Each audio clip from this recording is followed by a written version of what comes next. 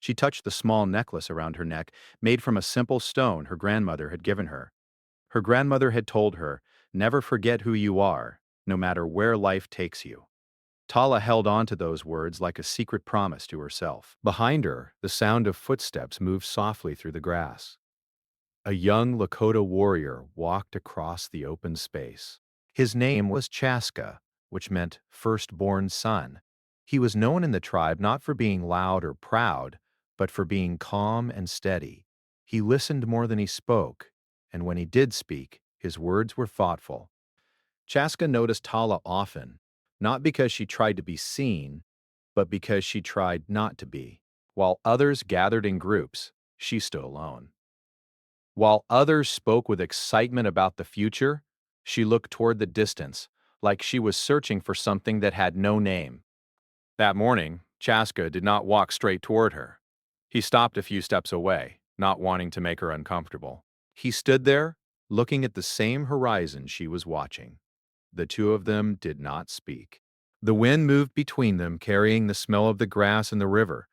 Birds flew overhead, their wings cutting through the quiet air. The silence was not heavy, it felt gentle, like a shared moment neither of them wanted to break.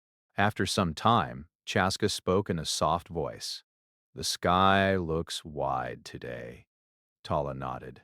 "It always does," she said. "But today it feels wider." Chaska smiled a little. "Maybe it's reminding us how much space there is in the world." Tala did not answer right away. She thought about his words. Space. Freedom. The feeling of being able to breathe. She liked the way he spoke. He did not try to impress her. He did not ask her questions. She was not ready to answer. He simply shared a thought and let it rest between them. They stood together for a while longer, and then Chaska walked away to join the others. Tala stayed where she was, but something inside her felt lighter.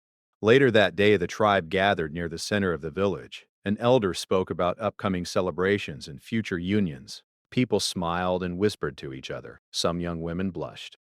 Some young men stood taller. Tala sat near the back, listening quietly. Her heart beat faster, not with excitement, but with worry. She wondered if people looked at her and saw someone who was strange, someone who did not want what everyone else seemed to want. She wondered if something was wrong with her for feeling this way. After the gathering, she walked toward the river. The water moved slowly, shining under the sun. Tala liked this place. The river did not rush. It did not force itself forward. It simply flowed, steady and sure. She sat down on a smooth rock and let her feet touch the cool water. Soon, she heard footsteps again. Chaska appeared, holding a small piece of carved wood in his hands. He did not sit right next to her. He sat a little distance away, giving her space. "I come here when I need to think," he said. Tala nodded. "Me too." They sat in silence again. The sound of the water filled the space between their thoughts. After a while, Chaska looked at the river and said, "People think being brave means being loud or strong. But I think being brave can also mean being quiet and honest." Tala felt those words touch something deep inside her. She looked down at her hands. "What if being honest makes people see you differently?" she asked. Chaska thought for a moment. "Then they see the real you," he said. "And that can be a good thing." Tala did not speak, but her heart felt like it was opening a small door. As the days passed, moments like this became normal. They did not meet every day, but when they did, it always felt simple and easy. They talked about the land, the sky, their childhood memories, and the stories their elders told. Chaska never pushed the conversation toward marriage or the future. He never asked her what she wanted in a partner. He never tried to shape her into something else. He just listened. And Tala began to feel safe in that listening. One evening, the sky turned orange and pink as the sun went down. The air felt warm and still. Tala and Chaska sat near the river again, watching the colors fade into soft purple and blue. Tala's hands trembled slightly in her lap. "I am afraid," she said quietly. Chaska did not look at her. He kept his eyes on the river, giving her space to speak without feeling watched. "Of what?" he asked gently. She took a deep breath. I'm afraid of becoming someone I don't recognize. I'm afraid of losing my voice. I see people change when they are supposed to grow. Chaska listened without interrupting. His face stayed calm. His body stayed still. When she finished, he did not rush to answer. After a moment, he said, "A voice is not something someone should take from you. It's something they should help you protect." Tala felt tears rise in her eyes, but she did not let them fall. For the first time, her fear did not feel like a burden she had to carry alone. The stars began to appear in the sky, one by one, like small lights placed carefully in the darkness. Tala looked up at them and thought about how each star shined in its own way, not trying to be another. Maybe, she thought, people could be like that too. She did not know what the future would bring. She did not know what choices she would make, but for the first time, she felt something new beside her fear: hope. And as the night grew quiet and the river continued its steady song, two people sat side by side, not as a promise of what would come, but as a moment of understanding that had just begun. The next morning came softly, like a gentle promise. The sky was pale blue, and thin clouds moved slowly across it. The land felt calm, as if it was holding its breath before the day fully began. Tala woke up earlier than usual. The night before had stayed in her thoughts. Chaska's words about protecting a voice echoed in her mind like a quiet song. She did not fully understand why they meant so much, but she knew they had touched something deep inside her. She stepped outside her family's lodge and felt the cool air on her face. The grass was wet with morning dew, and her feet left small marks as she walked. The village was still quiet. Only a few elders were awake, sitting near the fire, watching the smoke rise into the sky. Tala walked toward the river, hoping to find the same peace she always found there. But today, she was not alone. Chaska was already sitting on the smooth rock near the water. He was carving another small piece of wood, his hands moving slowly and carefully, like he was shaping not just the wood, but his own thoughts. He looked up when he heard her footsteps and gave a soft smile. "Good morning," he said. "Good morning," Tala replied. She sat down a short distance away, as she always did. They did not rush to speak. The river flowed between them, steady and calm, like it had all the time in the world. After a while, Chaska held up the small piece of wood. It was shaped like a bird, its wings spread wide. "I like to carve things that remind me of freedom," he said. Tala studied the bird. "It looks like it's about to fly away?" Chaska nodded. "That's the best moment," he said, "right before something chooses where to go." Tala thought about that. She felt like she was standing in that same moment in her own life, not moving forward, not stepping back, just waiting. As the days passed, their quiet meetings became something Tala looked forward to. They walked along the river, sometimes in silence, sometimes sharing small stories from their childhood. Chaska told her about his first hunt, how he had been so nervous that he tripped over his own feet. Tala laughed when she heard that. She told him about the time she tried to help her grandmother bake bread and ended up covering her face in flour. Their laughter felt light and easy, like it did not carry any weight or pressure. People in the tribe began to notice. They saw Tala walking more often. They heard her laughter near the river. They noticed Chaska sitting beside her. Not too close, not too far. Some smiled, some whispered, but Tala did not pay much attention. For the first time, she was not thinking about what others expected from her. She was thinking about how she felt in each moment. One afternoon, the tribe gathered to prepare for an upcoming celebration. Colorful cloth was laid out. Decorations were hung. The air was filled with soft music and warm voices. Tala helped with the work, tying small pieces of cloth to a wooden frame. Her hands moved quickly, but her mind was somewhere else. She noticed how couples worked together. Some moved in perfect rhythm, passing tools and smiling. Others spoke quietly, their faces serious. She wondered which kind of connection was real, the one that looked perfect or the one that felt honest. Chaska walked by, carrying a bundle of wood. He stopped when he saw her. "Do you need help?" he asked. Tala nodded.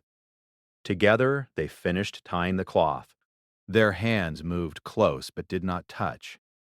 Tala felt her heart beat faster, not from fear this time, but from something warm and unfamiliar. That evening, as the sun began to set, Tala felt a heaviness in her chest.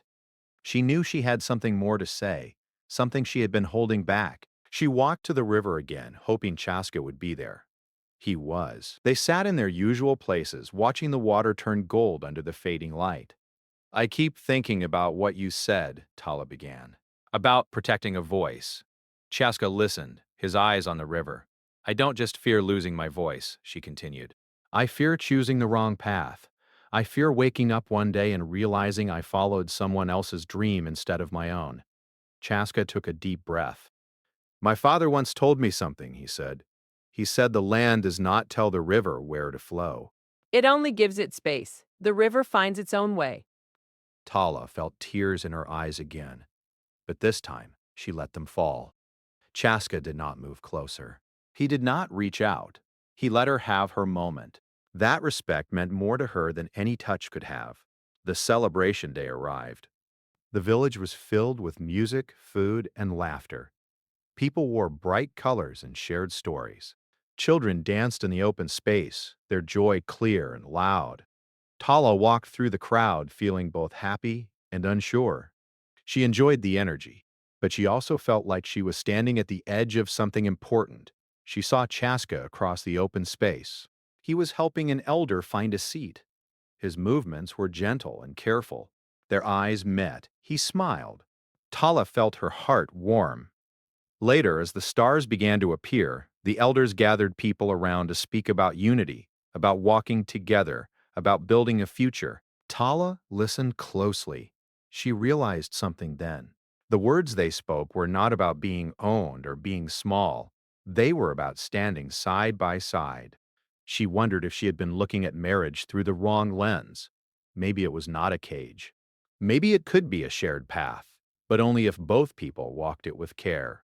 That night, Tala and Chaska sat by the fire. I don't know what the future looks like, Tala said, but I know how the present feels, and right now, I feel heard. Chaska nodded. That's how it should always be, he said. The fire crackled softly. The stars shone bright above them. Tala looked at the sky and thought about the bird Chaska had carved, wings spread wide, ready to fly, but not forced. She realized she was not afraid of walking beside someone anymore. She was only afraid of walking without being seen. And in that moment, sitting in the warm glow of the fire, she felt seen, not as someone who needed to change, but as someone who was enough. The days after the celebration felt different for Tala. The air still smelled the same. The river still moved with its slow, gentle sound. The sky still stretched wide and open above the land, but inside her, something had changed. She no longer felt like she was standing on the edge of her own life, watching it pass by. She felt like she had stepped into it. Tala woke up one morning and noticed how the sunlight came through the opening of her family's lodge. The light touched the floor, warm and soft. She sat up and took a deep breath. Her heart felt steady, not tight like before. Outside, the village was already alive. People were moving about, preparing food, talking, laughing. Tala stepped outside and felt the cool air on her skin. She smiled without thinking about it. Her grandmother noticed. You look lighter today, her grandmother said, handing her a small basket. Tala paused. I feel lighter, she replied. Her grandmother did not ask why. She only smiled, like she already understood. Later that morning, Tala walked toward the river, as she often did. But this time, she did not walk slowly. Her steps were steady and sure. Chaska was there, sitting on a fallen log, watching the water move. He stood when he saw her. You're early, he said. Tala smiled. I didn't want to miss the morning. They sat together, and for a moment they simply listened to the river and the wind. I spoke to my grandmother today, Tala said. She said I look different. Chaska tilted his head. Different how? Stronger, Tala replied. Like I'm standing taller even when I'm sitting down. Chaska smiled. Maybe you always were. You just didn't see it. Tala thought about that. She had spent so much time worrying about becoming smaller that she had not noticed how much space she already took up in the world. As they walked along the river, they saw children trying to build small boats out of sticks and leaves. The boats floated for a short time before sinking or getting stuck on rocks. The children laughed anyway. Tala stopped and watched. They don't mind if it fails, she said. Chaska nodded. They try again. That simple moment stayed with her. That afternoon, the elders called a small gathering. They wanted people to share ideas for the coming season. Usually, Tala would sit quietly and listen. She would keep her thoughts to herself, afraid of saying the wrong thing. But this time felt different. As people spoke, Tala felt words forming inside her. Her heart beat faster, but not from fear, from energy. When there was a pause, she raised her hand. The elders turned to her. The village grew quiet. Tala took a deep breath. I think we should teach the children more stories about who they are, she said. Not just what they must become, but what they already carry inside. For a moment, no one spoke. Then one of the elders nodded slowly. That is a good thought, he said. Others began to agree. Tala felt a warmth spread through her chest. She had spoken, and she had been heard. Later, Chaska found her near the edge of the village. I saw you today, he said. Tala laughed nervously. I didn't think anyone noticed. I did, Chaska replied. You were brave. Tala shook her head.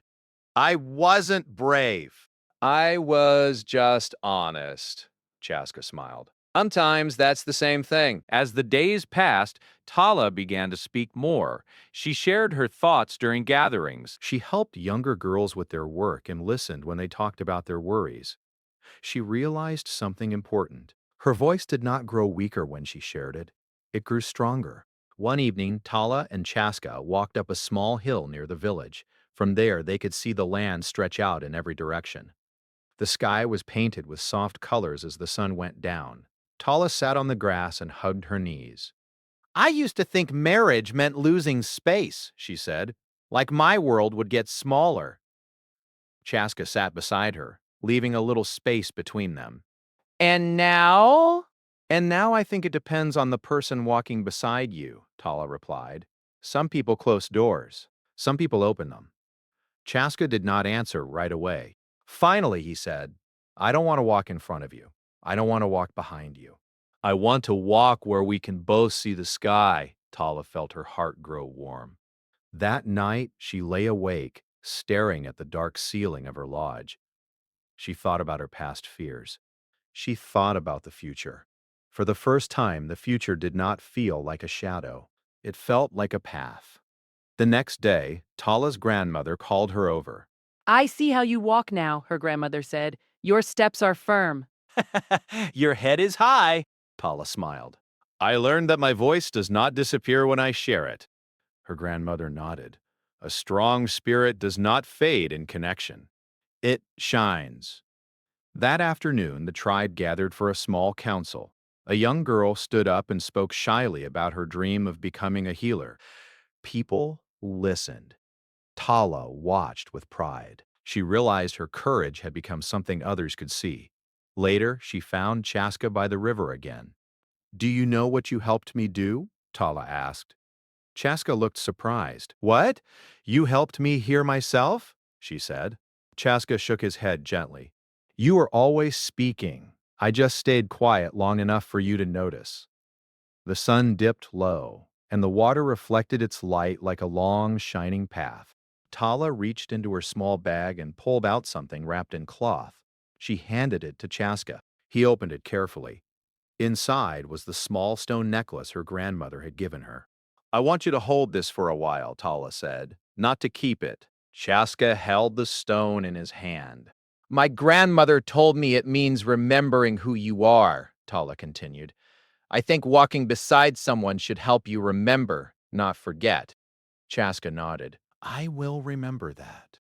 They sat in silence again, but it was not an empty silence. It was full of shared thoughts, full of understanding. As the stars appeared in the sky, Tala felt something settle inside her. She was no longer afraid of being seen. She was no longer afraid of being heard. She knew now that her strength did not live in standing alone. It lived in standing true. And as she looked at Chaska beside her, she realized something even deeper. Compassion was not just about listening to others, it was also about listening to yourself. The morning came with a soft golden light that touched every corner of the village. The air felt fresh, like the world had just been washed clean. Birds flew low over the grass, and the wind carried their gentle calls across the open land. Tala woke up with a calm feeling in her heart. She sat up and listened to the quiet sounds around her. For the first time in a long while, her thoughts did not rush ahead of her. They stayed with her in the present moment.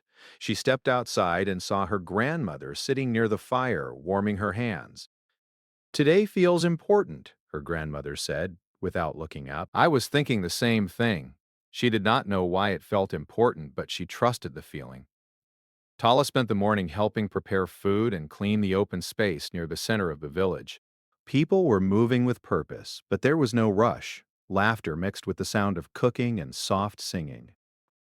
The village felt like one steady heartbeat. Chaska walked by carrying a bundle of fresh wood. He stopped when he saw Tala. "Good morning," he said. "Good morning," she replied. They shared a quiet smile before returning to their work. Later, the elders called for everyone to gather. They stood in a circle under the wide sky. The sun was high, and the light made everything feel clear and open. One of the elders spoke about the changing seasons. He spoke about how the land teaches people when to hold on and when to let go. As Tala listened, she felt like the words were meant for her. After the gathering, she walked toward the river. The water moved gently, like it always had, but today it seemed to shine brighter. Chaska was there, sitting on a stone, looking at the reflection of the sky in the water. Tala sat beside him.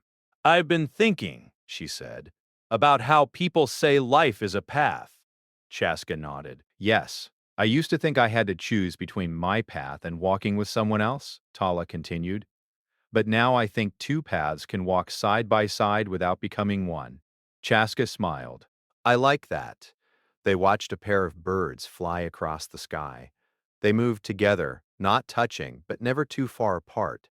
That evening, the village prepared for a quiet gathering. It was not a celebration, but a moment of sharing.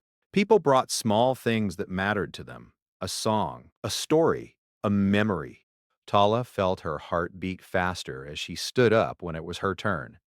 She held her hands together and took a deep breath. "I want to share something simple," she said. "I used to be afraid of losing myself. I thought connection meant becoming smaller. But I learned that when someone truly listens, you don't disappear, you grow." The circle stayed silent, but it was a warm silence. Chaska watched her, his eyes full of quiet pride. After the gathering, Tala walked with her grandmother. "You spoke with a strong heart," her grandmother said. "I spoke with my true one," Tala replied. As the stars began to fill the sky, Tala felt a deep sense of peace. Later that night, Chaska came to her family's lodge. He stood outside, not stepping in without being invited. Tala came out to meet him. The moonlight painted the land in soft silver light.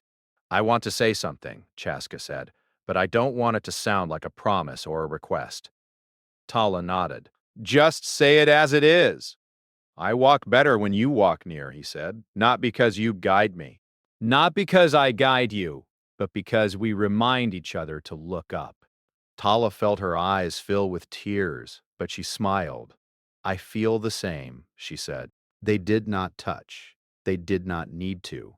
The space between them felt full, not empty. The next day, Tala and Chaska walked through the village together. People noticed, but no one whispered this time. They simply smiled. The elders saw two people walking with respect, not with ownership. Tala felt proud, not because she was being chosen, but because she was choosing. They stopped at the small hill that overlooked the land.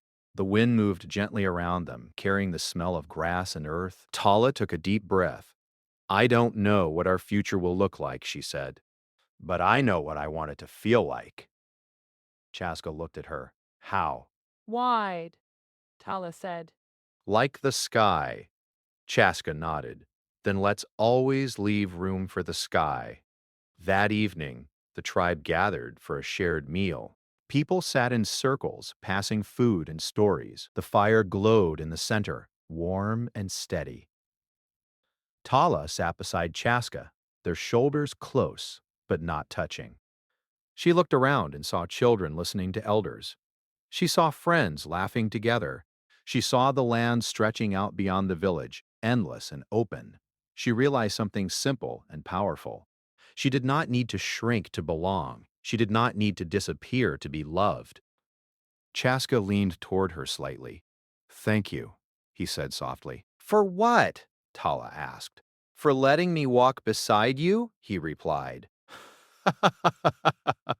Tala smiled. "Thank you for never trying to walk in front of me." The fire crackled. The stars shone brighter. As the night grew deep, Tala felt a calm settle over her like a warm blanket. She thought back to the girl who once stood at the edge of the village, afraid of what the future might take from her. She was not that girl anymore. She was someone who knew what she carried inside. She was someone who knew her voice mattered. She was someone who knew that love did not have to be a cage. It could be a wide open sky. And under that endless sky, two people walked forward together, not as one shadow, but as two strong lights side by side. She feared marriage in the tribe until a brave listened with true compassion. The morning sun rose slowly over the wide open land of the Lakota people. Soft light touched the tall grass, making it shine like gold. The wind moved gently across the plains, carrying the sound of birds and the quiet rhythm of a new day. Life in the tribe followed the steady beat of nature, calm and strong, just like the land itself. The young woman stood near the edge of the village, watching the world wake up. Her name was Tala, which meant wolf in her language, but she did not feel brave like the animal she was named after. She felt small, like a leaf carried by the wind, never sure where she would land. Around her, people began their daily work. Women gathered water from the river, their voices soft and warm as they spoke together. Children ran across the grass, laughing as they chased each other. Elders sat near the fire, sharing old stories that had been told many times before. Tala watched them all, but she did not join in. Her hands were folded in front of her, and her eyes stayed on the far horizon where the sky met the land. That place always made her feel calm. It felt like a space where no one expected anything from her. In the tribe, many people talked about marriage. They spoke of it as something beautiful and sacred. They said it was a bond that made two people stronger, like two branches tied together. Tala wanted to believe this, but inside her heart, a quiet fear lived. She did not fear being close to someone. She feared losing herself. She had seen women who once laughed loudly and spoke freely become quiet after marriage. They still smiled, but their smiles felt smaller. They still walked with their partners, but their steps seemed slower, like they were careful not to step out of line. Tala wondered if that was what marriage always became.